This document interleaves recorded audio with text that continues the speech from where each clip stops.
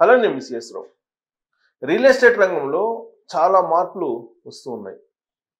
గతంలో కంటే ఇప్పుడు మార్పులు కనుక మనం గమనిస్తే హై రైజెస్ బిల్డింగ్ వరకు వెళ్ళారు. కానీ హై రైజెస్ కంటే కూడా ఇప్పుడు co living stations, co living homes నిర్మిస్తేనే రియల్ ఎస్టేట్ కొంచెం మూవ్ అవుతుందనేటువంటి యాంగిల్లో ఇప్పుడు సర్వేలు చెప్తున్నాయి. రకరకాల సర్వేలు రియల్ ఎస్టేట్ మీద ఈ మధ్యకాలంలో వస్తూ ఉన్నాయి.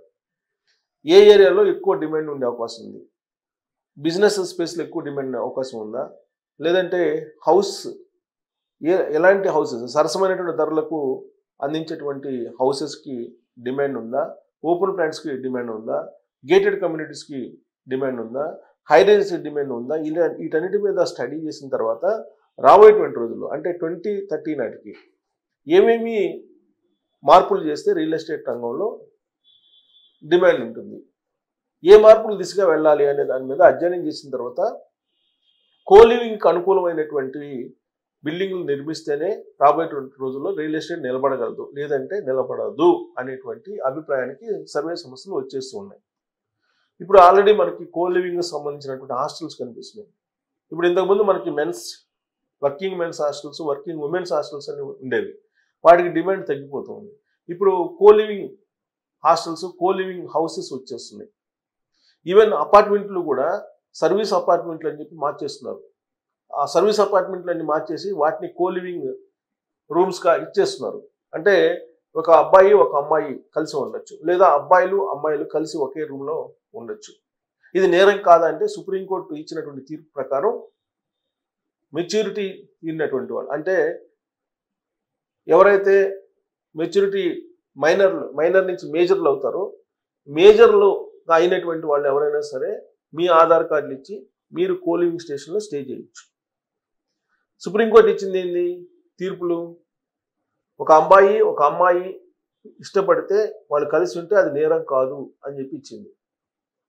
అలాగే పెళ్లి చేసుకున్నప్పటికీ కూడా వేరే వాళ్ళతో సంబంధం పెట్టుకుంటే భార్య అది నేరం కాదు అనేటువంటి తీర్పు కూడా ఇచ్చింది సుప్రీంకోర్టు. ఈ మధ్యకాలంలో సుప్రీంకోర్టు ఇస్తున్నటువంటి తీర్పులను చూస్తే భారత సాంప్రదాయాలు, సంస్కృతి వీటన్నిటికీ పెద్ద క్వశ్చన్ మార్క్గా కనిపిస్తూ ఉంది. సరే, వాళ్ళు రకరకాల కేసులు రకరకాల వాదనలు విన్న తర్వాత ఇచ్చేటువంటి తీర్పులు అవి. ఆ తీర్పులను పక్కన పెడితే రియల్ ఎస్టేట్ రంగం నిలబడాలంటే ఇప్పుడు పోతున్నటువంటి పోకడ ఏదైతే ఉందో దాన్ని మార్చుకోవాలి.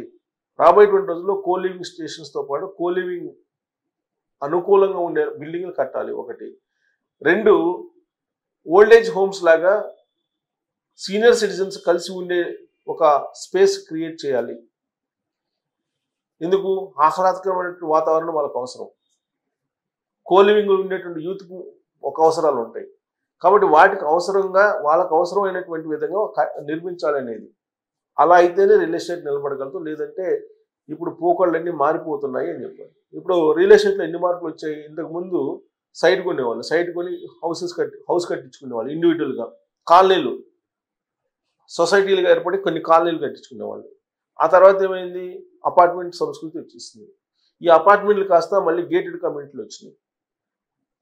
గేటెడ్ కమ్యూనిటీలు కాస్త ఇప్పుడు ఏమైనాయి? హై రైజెస్ దాకా వచ్చినాయి. హై రైజెస్ కాస్త ఇప్పుడు ఇప్పుడు ఏంటి? ఇప్పుడు డూప్లెక్స్ హౌస్లు, అంటే ఒకే ప్రాంతంలో గ్రూప్ హౌస్లు అలా కట్టుకుంటున్నారు. సో ఇలా రకరకాల మార్పులు చేసుకుంటున్నారు. ఈ మార్పులు రాబోయేటువంటి రోజుల్లో ఇప్పుడు జరిగినటువంటి మార్పులకు అనుగుణంగా వెళ్తే రియల్ ఎస్టేట్ వర్కౌట్ కాదు అని చెప్పి చెబుతున్నారు. సో అందుకే ఇప్పుడు కోలివింగ్ స్టేషన్స్, హైదరాబాద్లో కోలివింగ్ స్టేషన్స్, కోలివింగ్ హాస్టల్స్ పెరిగిపోతున్నాయి. అబ్బాయిలు అమ్మాయిలు కలిసి ఉండేటువంటి హాస్టల్స్ వస్తున్నాయి. ఈవెన్ వెస్ట్రన్ కంట్రీస్ కల్చర్ కూడా అదే.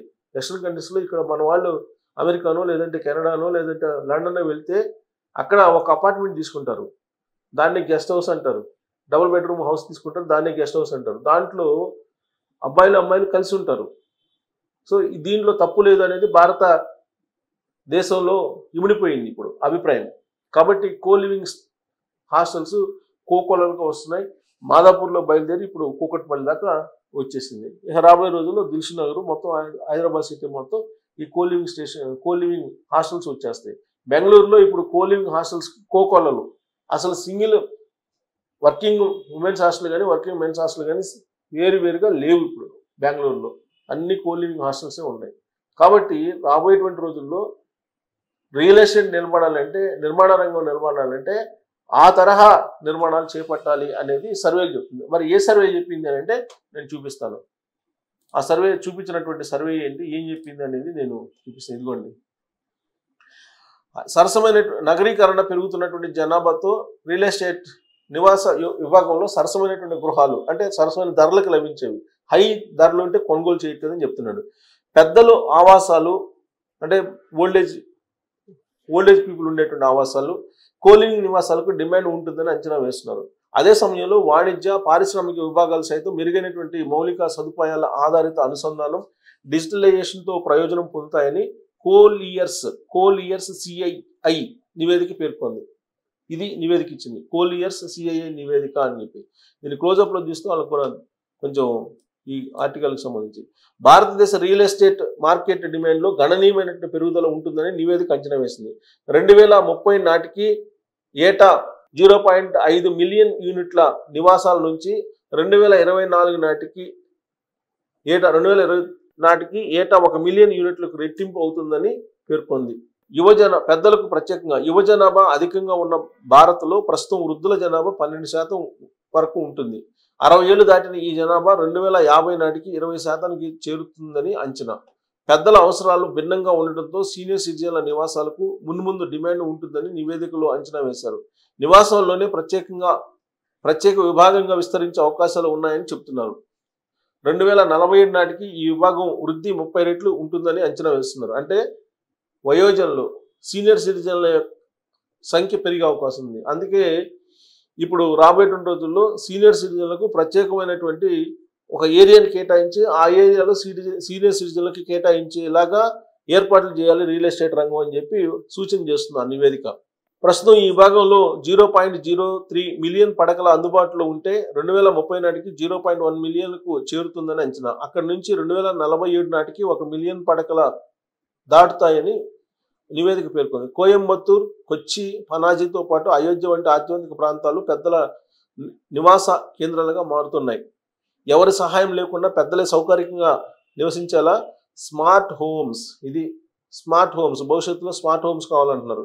అది ఎలా ఉండాలంటే టెలిమెడిసిన్ వంటి సదుపాయాలు మున్ముందు మరిన్ని పెరిగే అవకాశం ఉంది. స్మార్ట్ హోమ్స్లో ఇంకొకరితో అవసరం లేకుండా ఓల్డేజ్ వాళ్ళ పనులు చేసుకునేలాగా స్మార్ట్ హోమ్స్, టెలిమెడిసిన్ లాంటి సౌకర్యం కల్పించేలాగా రాబోయేటువంటి రోజుల్లో రియల్ ఎస్టేట్ నిర్మాణాలు ఉండాలి అని చెప్పి చెప్తున్నారు. కలిసి ఉంటే కలుసుకోం. రియల్ ఎస్టేట్లో ఇప్పుడిప్పుడే కోలివింగ్ నివాసాలను నిర్మిస్తున్నారు. ఇది వరకు 2-3 కలిసి గదిని అద్దెకు తీసుకునేవాళ్ళు. తర్వాత హాస్టల్స్ వచ్చాయి. ఇప్పుడు కొత్తగా కోలివింగ్ భవనాలు వస్తున్నాయి. నగరానికి విద్య, ఉద్యోగాల కోసం పెద్ద ఎత్తున వలస వస్తుంటారు. వీరు ఉండేందుకు మంచి సౌకర్యాలున్న తాత్కాలిక వసతుల కోసం చూస్తున్నారు. శంషాబాద్లో ఈ తరహా నిర్మాణాలను డెవలపర్లు చేపట్టారు. దేశవ్యాప్తంగా కూడా ఈ పోకడ బాగా విస్తరిస్తుంది. 2047 నాటికి కోలివింగ్ నివాసాల విభాగం 10 రెట్లు పెరుగుతుందని నివేదికలో అంచనా వేశారు. 100 బిలియన్ రూపాయల మార్కెట్గా ఎదిగేందుకు అవకాశం ఉంది. ప్రస్తుతం 0.3 మిలియన్ పడకలు మాత్రమే ఉన్నాయి. 2030 నాటికి 1 మిలియన్కు చేరుకుంటాయి. 2047 నాటికి 3 మిలియన్లకు పెరుగుతాయి. సరసమైన నివాసాలకు డిమాండ్. సామాన్యులకు తక్కువ ధరల బడ్జెట్లో కట్టే నివాసాలకు డిమాండ్ ఉండడంతో సంపన్నుల కోసం విలాసవంతమైన నివాసాలు, వెల్నెస్ ఆధారిత నివాసాలకు డిమాండ్ ఉంటుందని నివేదికలో పేర్కొంది. సో కాబట్టి ఇక్కడ చూడండి, తక్కువ ధరలో తక్కువ బడ్జెట్లో నిర్మించే నివాసాలకి ప్రస్తుతం డిమాండ్ ఉందని చెప్తుంది ఈ నివేదిక. సంపన్నుల కోసం మాత్రం విలాసవంతమైన నివాసాలు, వెల్నెస్ ఆధారిత నివాసాలకు డిమాండ్ ఉంటుంది. అంటే ఒక 10% సంపన్నులు ఉంటారు, వాళ్ళ కోసం వెల్నెస్ ఆధారిత నివాసాలు కట్టాలని చెప్తున్నారు.